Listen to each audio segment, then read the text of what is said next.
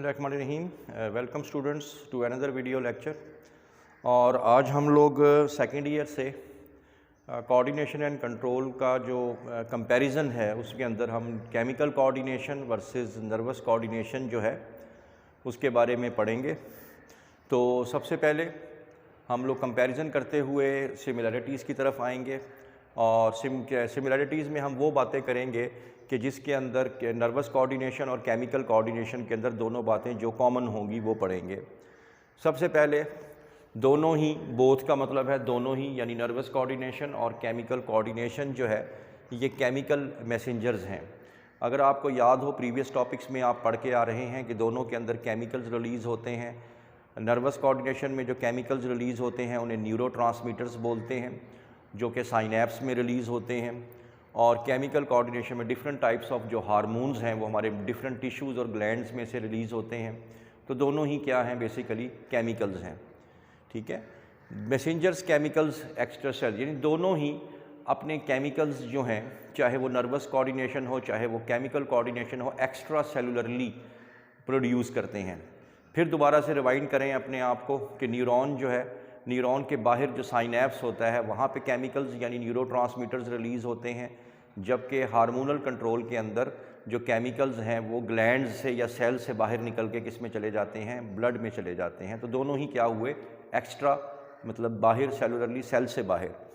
दोनों का काम क्या है, कोऑर्डिनेशन, पूरी बॉडी को यकजान रखना, पूरी बॉडी के अंदर कम्युनिकेशन रखना। ठीक है, दोनों का काम क्या है, कोऑर्डिनेशन करना, राब्ता रखना मुख्तलिफ बॉडी के ऑर्गन्स और बायोकेमिकल प्रोसेस के अंदर।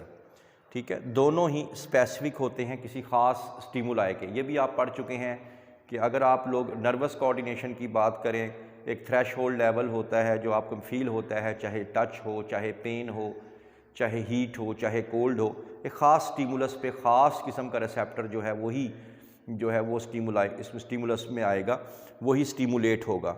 इसी तरह जो हार्मोनल होते हैं वो भी ख़ास स्टिमुलस पे ही रिस्पॉन्ड करते हैं। जैसे टेम्परेचर अगर इंक्रीज़ कर रहा है तो वो हाइपोथैलेमस जो है उस पर जो है वो एक ख़ास किस्म के जो हार्मोन्स प्रोड्यूस करेगा। लो हो रहा है तो एक ख़ास किस्म के हार्मोन्स प्रोड्यूस करेगा। तो दोनों जो है एक ख़ास तरह के स्टिमुलस पे ही एक्टिवेट होते हैं, हर दफ़ा एक्टिवेट नहीं होते। Both are homeostatic. दोनों का काम क्या है, बॉडी के अंदर होम्योस्टैसिस को मेंटेन करना, होम्योस्टैसिस को के जो फिनोमेना है उसको चलाना। मिसाल के तौर पे अगर आप बात करें नर्वस कोऑर्डिनेशन की, नर्वस कोऑर्डिनेशन के अंदर भी क्या है कि ये होम्योस्टैटिक होते हैं, हमारी पूरी बॉडी को एक ख़ास लेवल तक क्या रखते हैं, मेंटेन रखते हैं, चाहे वो किसी भी किस्म की कोई चीज़ हो। इसी तरह होम्योस्टैटिक में अगर हार्मोनल देख लें आप लोग, ग्लूकोज़ के लेवल को बढ़ने नहीं दिया जाता, ग्लूकोज़ के लेवल को बहुत कम नहीं होने दिया जाता, उसको क्या रखा जाता है, मेंटेन रखा जाता है। तो ये तमाम जो हैं दोनों क्या हैं, दोनों का काम है homeostatic role in our body. फिर उसके बाद आप लोग आ जाएंगे टाइप्स ऑफ सेल्स के अंदर। अब दोनों में डिफरेंस आना शुरू हो जाएगा। अब जो हमने नर्वस कोऑर्डिनेशन पढ़ा था, नर्वस कोऑर्डिनेशन में हमने न्यूरॉन्स पढ़े थे और न्यूरॉन्स में हमने देखा था कि हमें 3 तरह के जो न्यूरॉन्स थे उनसे सामना पड़ा, सेंसरी न्यूरॉन्स, मोटर न्यूरॉन्स और एसोसिएटिव न्यूरॉन्स। ठीक है, फिर साथ में हमने न्यूरोग्लियल सेल्स भी पढ़े थे। अब न्यूरोग्लियल सेल्स क्या करते हैं, ये हमारे न्यूरॉन्स की सर्वाइवेबिलिटी के लिए होते हैं, उनको न्यूट्रिशन देने के लिए होते हैं, उनकी प्रोटेक्शन करने के लिए होते हैं, उनकी होम्योस्टैसिस करने के लिए होते हैं। तो ये तमाम चीज़ें जो हैं ये उसमें आएंगी। जबकि आप पढ़ चुके हैं हार्मोनल के अंदर डिफरेंट टाइप ऑफ ग्लैंड्स हैं और टिश्यूज़ हैं, और बॉडी आपकी बुक में लिखा भी हुआ है कि there are 20 types of cells और ग्लैंड्स जो कि हार्मोन्स या केमिकल्स प्रोड्यूस करते हैं।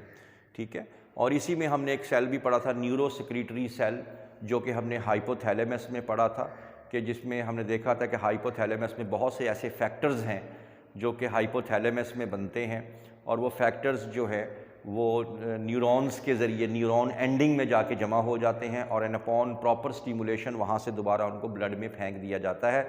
तो ये हम न्यूरोसेक्रेटरी सेल्स थे।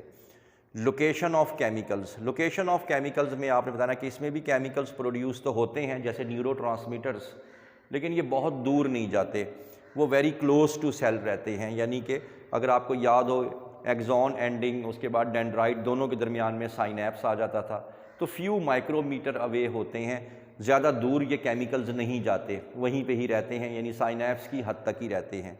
लेकिन अगर आपको याद हो हार्मोनल कोऑर्डिनेशन, इसमें कहीं केमिकल या हार्मोन बनता कहीं और है और ब्लड में शामिल होकर दूर कहीं जाके टारगेट सेल को जाके वो हिट करता है, तो इसकी लोकेशन आमतौर पे दूर होती है। जैसे बुक में एग्जांपल भी दी हुई है कि पिट्यूटरी ग्लैंड का जो पोस्टीरियर लोब होता है उससे ADH यानी एंटी डायरेटिक हार्मोन या वैसोप्रेसिन रिलीज़ होता है, और वो वैसोप्रेसिन जो है वो ब्लड में शामिल होकर किडनी में जाता है और किडनी के कलेक्टिंग डक्ट में जाके अटैक करता है और वहाँ से रीअब्जॉर्प्शन ऑफ वाटर जो है वो करता है। अब देखें कहाँ पे हाइपोथैलेमस और कहाँ पे किडनी, तो उनकी लोकेशन बहुत दूर होती है।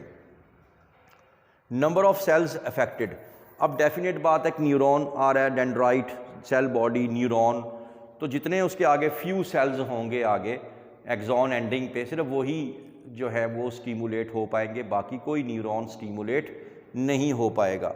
इसके अंदर क्या होता है कि प्रोड्यूस, सपोज हाइपोथैलेमस से कोई हार्मोन हो रहा है या पिट्यूटरी ग्लैंड से कोई हार्मोन रिलीज़ हो रहा है, तो वो ब्लड में शामिल हो जाएगा और ब्लड में शामिल होकर पूरी बॉडी के ऊपर से तो गुजरेंगे, जाहिर बात है ब्लड में कोई चीज़ शामिल हो गई तो पूरे वो बाथीज मिलियंस ऑफ दी सेल्स वो ऊपर से गुजरते जाएंगे, लेकिन कोई भी रिस्पॉन्ड नहीं करेगा, सिर्फ वही रिस्पॉन्ड सेल करेगा जिसके लिए वो हार्मोन या केमिकल रिलीज़ हुआ है, क्योंकि हम पढ़ चुके हैं दे आर वेरी स्पेसिफिक। तो the bodies millions of cell but respond few. जैसे अगेन हम एग्जांपल ले लेते हैं यही वाली कि पिट्यूटरी जो हमारे पास थी, और पिट्यूटरी में वहाँ पे हमारे पास हाइपोथैलेमस से पिट्यूटरी ग्लैंड के से क्या रिलीज़ हुआ था, ADH, और पिट्यूटरी ग्लैंड्स जो है ADH प्रोड्यूस होने के बाद वो ब्लड में गया, और जाहिर बात है जब ब्लड में दाखिल होकर किडनी तक पहुँचा होगा तो मिलियंस ऑफ सेल्स के ऊपर से गुजरा होगा वो हार्मोन, लेकिन किसी ने रिस्पॉन्ड नहीं किया। रिस्पॉन्ड सिर्फ कौन करेगा, वो नेफ्रॉन का जो कलेक्टिंग डक्ट है सिर्फ वही रिस्पॉन्ड करेगी। तो ये इसमें आपने बताना है।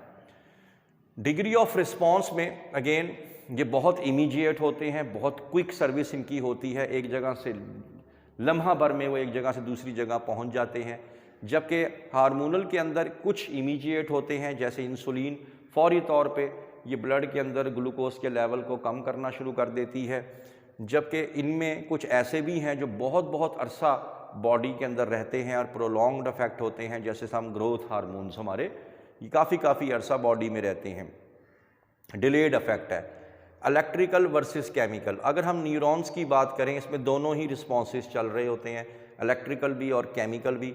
इलेक्ट्रिकल इसलिए क्योंकि आपने जब वो पढ़ा था इलेक्ट्रिकल पोटेंशियल, एक्शन पोटेंशियल, जिसमें हम लोगों ने मूवमेंट ऑफ आइंस देखे, नेगेटिव इनसाइड पॉजिटिव आउटसाइड, फिर एक्शन देखा जिसमें नेगेटिव आउटसाइड पॉजिटिव इनसाइड, तो ये इलेक्ट्रिकल चेंजेस हैं। और इसके नतीजे में केमिकल्स भी प्रोड्यूस हुए थे अगेन साइनैप्स के अंदर, तो इसमें दोनों तरह की चीज़ें आ रही हैं, इसमें इलेक्ट्रिकल सिग्नल्स भी हैं और केमिकल सिग्नल्स भी हैं, जबकि इसके अंदर सिर्फ और सिर्फ कौन से सिग्नल्स आ रहे हैं, केमिकल्स। ये केमिकल जो हैं ग्लैंड्स और सेल्स में से प्रोड्यूस होते हैं और ये मिलियंस ऑफ सेल्स पे से गुजर के एक स्पेसिफिक सेल को जाके टारगेट करते हैं और उसी को रिस्पॉन्ड करते हैं। और अगर हम लोग बात करें स्पीड की, स्पीड डेफिनेटली इसकी बहुत क्विक स्पीड होती है, इसकी बहुत स्लो स्पीड होती है। अगर आपको मैं रिव्यू करवा दूं, अगर आपको याद हो नॉन माइलिनेटेड न्यूरॉन के अंदर 100 मीटर पर सेकंड की स्पीड से ये जो न्यूरॉन्स हैं हमारे, जो उसमें इम्पल्सिस हैं वो ट्रैवल करती हैं। माइलिनेटेड के अंदर 120 मिलियन मीटर पर सेकंड की स्पीड से ट्रैवल करती हैं, ठीक है। तो इसकी बहुत, ये नहीं पलक झपकते ही ये एक जगह से दूसरी जगह पहुंच जाते हैं, जबकि ये होते तो स्लो हैं लेकिन इनके असरात बहुत प्रोलॉन्ग्ड होते हैं, काफ़ी अरसे तक रहते हैं। फिर लास्टली आप लोगों ने बताना है सर्वाइवल ऑफ केमिकल्स के हवाले से। अब ये जो न्यूरोट्रांसमीटर्स प्रोड्यूस होते हैं साइनैप्स में, ये फॉर शॉर्टली पीरियड के लिए होते हैं, ये आते हैं साइनैप्स में, post synaptic membrane, pre synaptic membrane से ये निकलेंगे, पोस्ट साइनेप्टिक मेम्ब्रेन के जो रिसेप्टर पे पहुंचेंगे उसके बाद ये डिसइंटीग्रेट हो जाएंगे, ख़त्म हो जाएंगे, लिहाजा बहुत जल्दी इसका रिस्पांस ख़त्म हो जाता है। लेकिन जैसे मैंने आपको बताया कि ये प्रोड्यूस बेशक स्लो होते हों लेकिन इनके बॉडी में काफ़ी यानी यहाँ तक कि पूरी ज़िंदगी ये बॉडी के अंदर जो है ये इनका केमिकल्स का जो असर है ये इसके अंदर रहता है। तो ये आप लोगों का कंपैरिजन है जो किसी टाइम भी लॉन्ग क्वेश्चन में आ सकता है कि कंपेयर करें इसको नर्वस कोऑर्डिनेशन को और केमिकल कोऑर्डिनेशन को। तो ये आप लोगों का आज का लेक्चर था। I hope that you have understood the lecture today. For more interesting videos, please stay connected with us. Thank you very much.